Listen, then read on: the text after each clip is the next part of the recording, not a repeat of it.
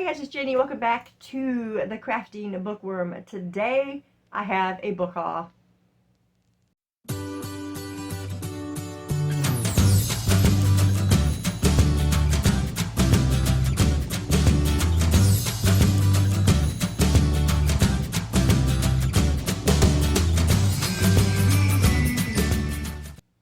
Okay, welcome back you guys. If you're new to my channel, welcome. I appreciate you being here. I did a little bit of a unhaul, so I've cleared some spaces because, like I said, I have a tote, a whole big plastic tote of books that I need to shelve, which I haven't done yet. But I did do a bit of an unhaul, and then I went back to the bookstore again. There is really something wrong with me, but it is definitely a problem. I mean, I like to say that it's not because I do love to read. Let's just get to these books. Now, not all of them are from the bookstore. The bookstore has really good prices on books, the used bookstore, but we're going to go through some books here that I got. Let's see, not from the bookstore. So, we discovered that there was an Ollie's, in Denton, actually, where the bookstore is. My husband and I went to Ollie's, and I got a couple of books at really good prices there. This first one is by Taryn Fisher. It is a thriller. It is called An Honest Lie. I got this book for $3.99. I'm not going to read the synopsis of all these books, you guys. I'll be here forever. So, there's that one. The other one that I got is Long Shadows. This is part of the Memory Man thriller series. This is by David Baldacci. I've really started enjoying David Baldacci's writing, and so I decided to pick this one up. Only $4.99. This is cheaper than what the used bookstore is. So I'm looking forward to that one. He's a really good thriller writer or mystery writer or, you know, all those good things. Let's see, that is, okay, this one here I just picked up at our DG. It's called Forever Friends by Sarah Mackenzie. Really cute cover. This is a contemporary. Two friends, one big decision, and a summer they'll never forget. Look how cute that cover is. Okay, that was the only one from Dollar General. These next four here come from Target. Not inexpensive books, but I can't help myself when I go there. So I got this one, Do Not Disturb by Frida McFadden. She's another thriller writer. Of course, I got 20% off on this one. I have read some books by her. I just don't remember what they were. The next one I got is Famous Last Words by Gillian McAllister. My sister and I have been really enjoying her books. She wrote Wrong Place, Wrong Time. And what was the other one that we read? We just read another one by her, and I don't remember what it was. It might have been in my August reading. I don't remember. Let me see. Is there a list in here of books by her?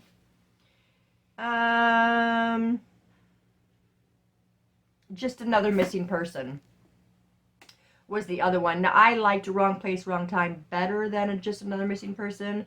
It was still decent, so I picked up this one. Not a big book. The next one we've got here is Abby Jimenez. This is Say You'll Remember Me. I love Abby Jimenez. There's no sexy times in there, and not so far. I've read 3 of her books, and so 2 or 3 of her books, and there wasn't. So I appreciate that. This is a contemporary romance. Look at that cover. How pretty is that? So I picked that up. Again, 20% off at Target. The last one I got is The Robin on the Oak Throne by K.A. Lindy. Look at this. And I picked this book up because I have this one, and this is book 2. This one is The Wren in the Holly Library, which I'm dying to get to. I don't know if I'm going to read that this year or wait till next year for our A through Z challenge for the W. And then I can just read both of these. So, I don't know. I might just wait till January and get this one read. But they sound so good. They're fantasy books. I've not read anything by K.A. Lindy, though. So, I don't know what to expect from it, and hopefully it's not disappointment. Okay, so now we're going to go to the used books.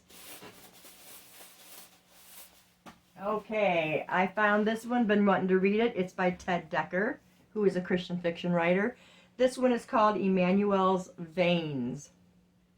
That cover is interesting, right? So I'm really looking forward to reading this one. I have not read it. It says on here how this book is changing lives.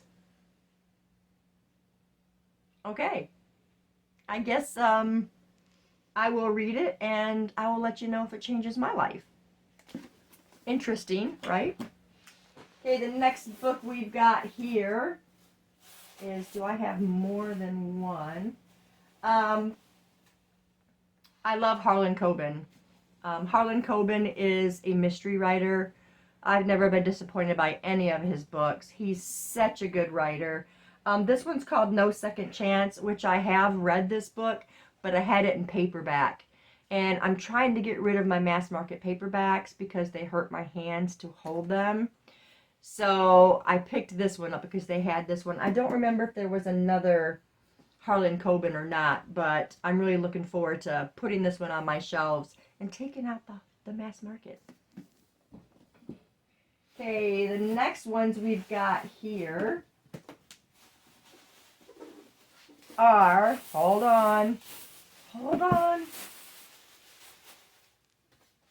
These are all Patricia Cornwell. Now, Patricia Cornwell, I've been collecting her books for a long time. I have not read them but one book, and that was Postmortem. The first time I ever discovered Patricia Cornwell was because my mom read Patricia Cornwell. And I had gotten a few books from her. Unfortunately, some of them were mass markets. Postmortem, which I read, didn't have the dust jacket. And I was looking for that one to replace. They didn't have that one, but all these ones I'm going to show you are books that I have in mass market. So we've got Point of Origin. Patricia Cornwell is a mystery writer, if you didn't know. Trace. Look at how beautiful that book is. And Blowfly. There might be another one still, but I don't know for sure. So once I'll probably start them next year, this series. I'd like to get this series completed by next year. And I've got to make sure I keep them straight and which ones are actually Kay Scarpetta. That's the series that I want. That's the series that I hear so much about. And those are the books that I'm collecting, is for the Kay Scarpetta. I believe it might be in the 20s. I don't know for sure on that. Okay, we got one more bag here. I'm going to see if there's any more in here that is... No, there's no more of Patricia Cornwell.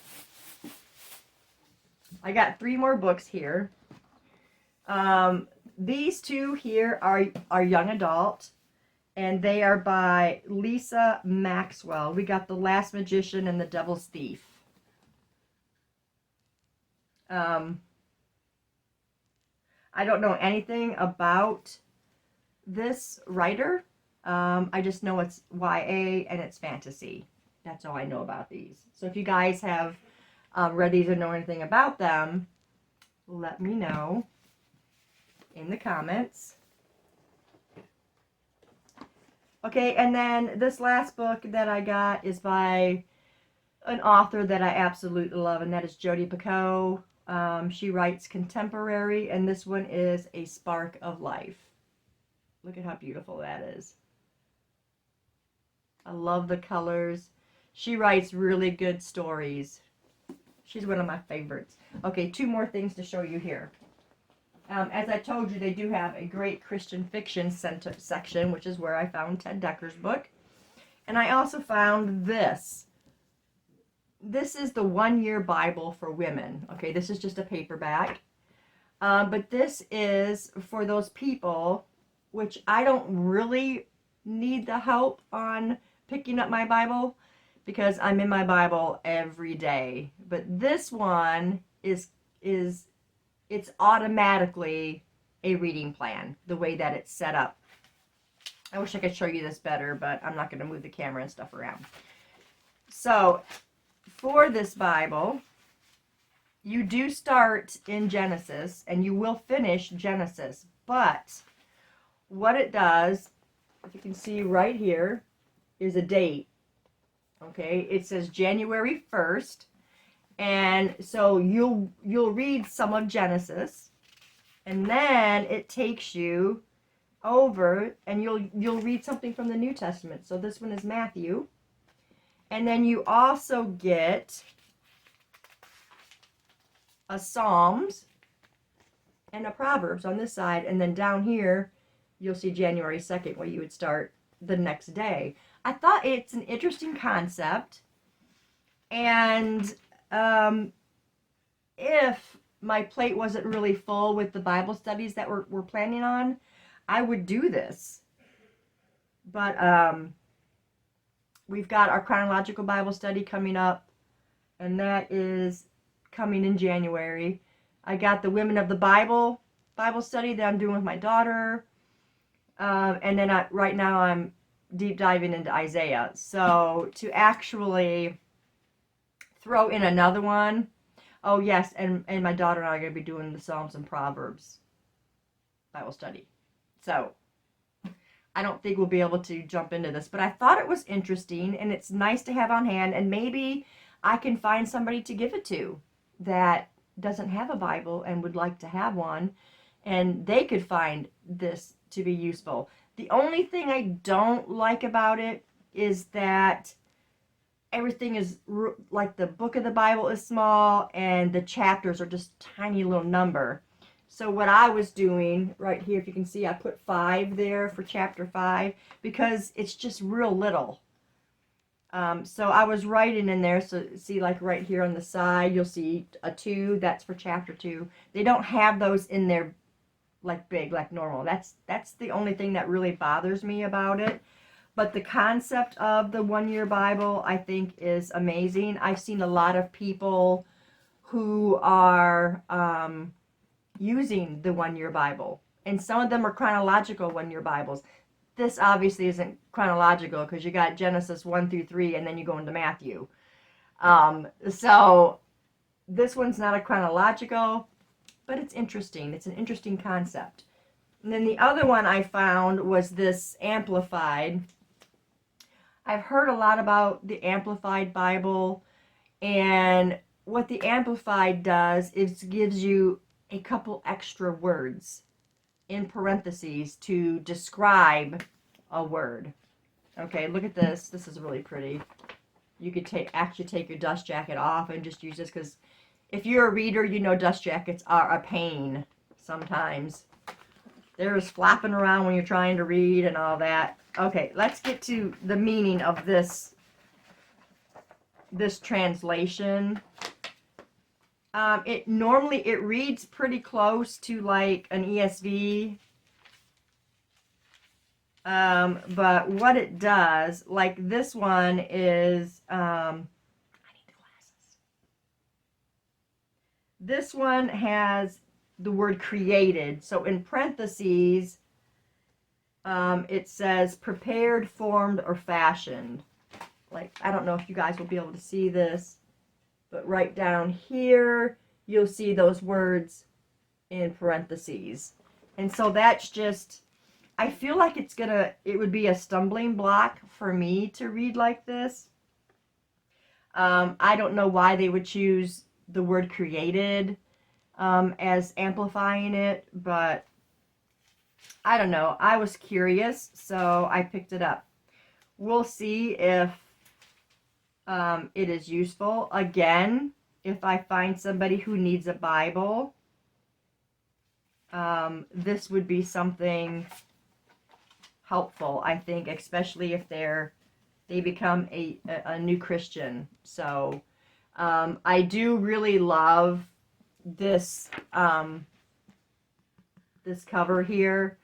I like the bright white and the bold font, and the font is probably a 9 point. It's pretty easy to read. It might be an 8.5. But I can see it with my glasses. But yeah, so I found that. And that's it. That's the book haul. If you have read any of these books, or you use either of these Bibles, let me know what your thoughts are down below on those. If you like the video, then give me the thumbs up. It's really helpful for the algorithms and all that stuff. Comment, you guys. I love your comments. But that's it for this video. So thanks for staying tuned. Yeah, and I'll see you guys in the next video.